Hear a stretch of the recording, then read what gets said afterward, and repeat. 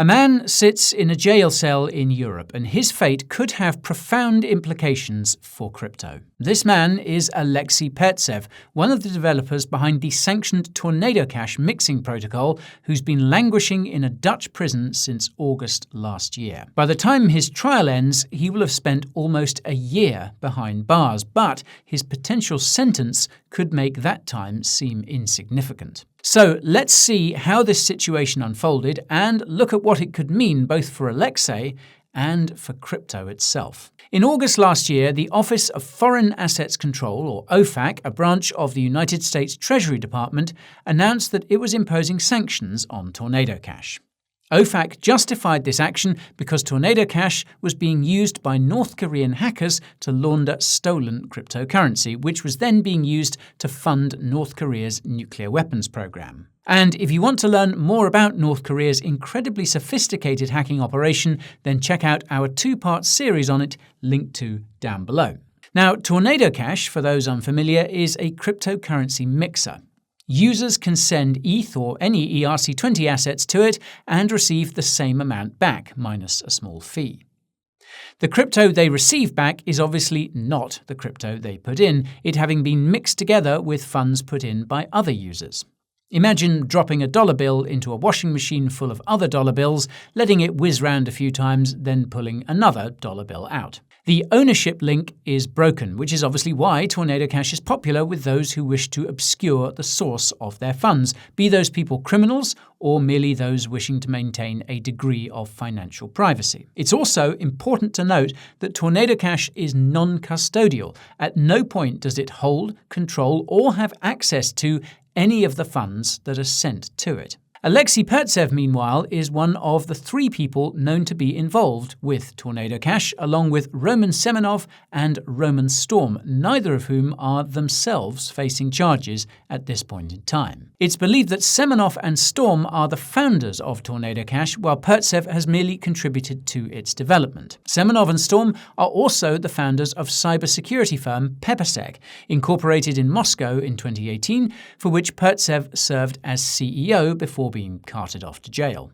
Peppersec now apparently conducts most of its business in the US and is registered in Delaware.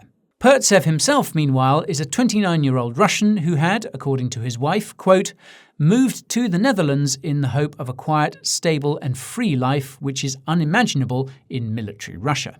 Now, it's not clear why the 2 Romans have not been charged, by the way. Storm is apparently based in the US, while Semenov is thought to be in Russia. It's also been alleged that Pertsev had links to Russia's notorious FSB, the successor to the KGB. This was supposedly through his work for another firm, Digital Security 000, that was itself sanctioned by OFAC in 2018 for, quote, providing material and technological support to the FSB, Russia's primary security agency. This does not seem to have been cited by the prosecution in its case against Pertsev. The OFAC sanctions against Tornado Cash were announced on the 8th of August last year and predictably enough sent the crypto industry into a spin. Pertsev was arrested 2 days later by Dutch authorities and has been in jail ever since. He was denied bail 2 weeks after being arrested and told he faced another 90 days detention, the maximum period he could be held without charge. These charges eventually came in November when he was accused of money laundering via his contributions to the Tornado Cash code. The prosecution also alleged that despite Tornado Cash ostensibly being a DAO, Pertsev, Storm and Semenov supposedly have effective control over what the DAO decides by dint of their sizable Torn token holdings. They also accused Pertsev of facilitating money laundering via Tornado Cash and alleged that he was involved with the day-to-day operations of the protocol. They also claim he knew it was being used by criminals to launder stolen funds and that he himself profited from their use of it. Pertsev's defense, meanwhile, argues that Tornado Cash was created for the purpose of privacy, and as it is open source and decentralized, there was nothing he could do if some users decided to harness it for criminal purposes. Is the manufacturer of a gun liable if that gun is used in a murder? Are the issuers of cash still the most popular tool for money launderers everywhere, therefore guilty of facilitating that crime? Anyhow, Pertsev was once again denied bail, having been deemed a flight risk. And if you want a more detailed breakdown of the charges facing Pertsev, then the good folks at The Defiant produced an excellent overview of them late last year. This was as a result of attending the actual hearing in the Netherlands in November. The latest hearing, meanwhile, took place in mid-February, just a couple of weeks ago, and Pertsev was again denied the right to fight the charges from the comfort of his home and the bosom of his family. The next hearing is apparently scheduled for late April, and Pertsev will remain in jail until then at the earliest. Now, what's particularly nuts about the Tornado Cash hoo-ha is a fact that seems to have been forgotten, and that's that the protocol actually had a built-in compliance tool. It was outlined in this Medium post back in 2020.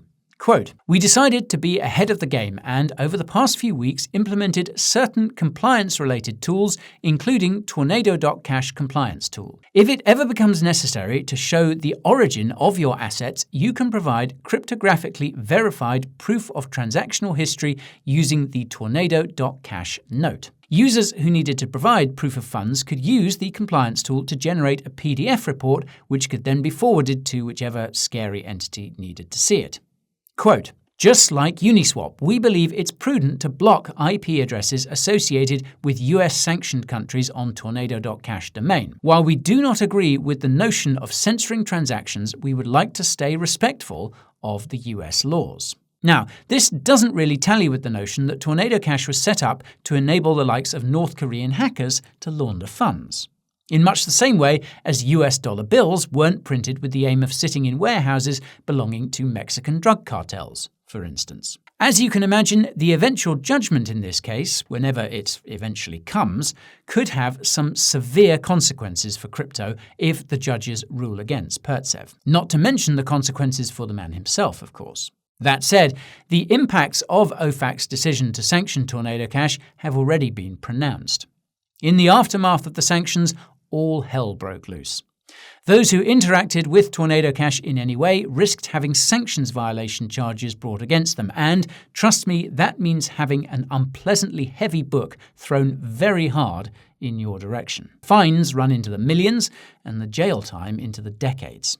Ethereum validators faced the decision of whether or not to censor transactions that were associated with Tornado Cash, and for those based in the US especially, the decision to toe the line was a bit of a no-brainer and still is. In the last 30 days, for instance, over half of all Ethereum blocks have been OFAC compliant, according to MEV Watch. Although this number has been falling recently, it's still far too high, and indeed there's an argument to be made that any number of OFAC-compliant blocks above 0 is too high. Is this what crypto was created for? Well, no. And this is before we get into the blacklisting by Circle of USDC that was in any of the wallets associated with the Tornado Cash protocol, or the moves by RPC providers like Infura and Alchemy to block calls to the Tornado Cash smart contracts. These moves and others asked uncomfortable questions about just how decentralized the Ethereum network is, which leads us down a deep, dark, and dangerous rabbit hole. Suffice to say, there are hard questions aplenty which have yet to be fully answered. Meanwhile, Alexey Pertsev sits in jail, while on the other side of the world, Sam Bankman-Fried, accused of perpetuating one of the biggest frauds in financial history, sits out his pre-trial period on bail at his parents' house, interrupted only by the occasional smack on the wrist for using a VPN or trying to contact witnesses. But then again, Sam did give an awful lot of money to US politicians, didn't he? That probably explains it. Now, before you go, folks, a very important PSA. Our Coin Bureau Live conference will be taking place on the 10th of June in central London, and we have a special treat for all you die-hard Coin Bureau fans. For this week only, we have opened up registration for pre-sale tickets. This early bird window is open for a limited time period, and it's first come, first served. We have some amazing guest speakers and sponsors who will be attending on the day, and panel discussions that will take your crypto knowledge to the next level.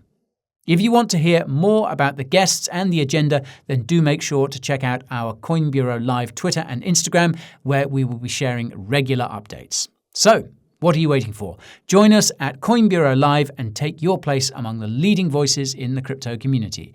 It's an event not to be missed, and we can't wait to see you there.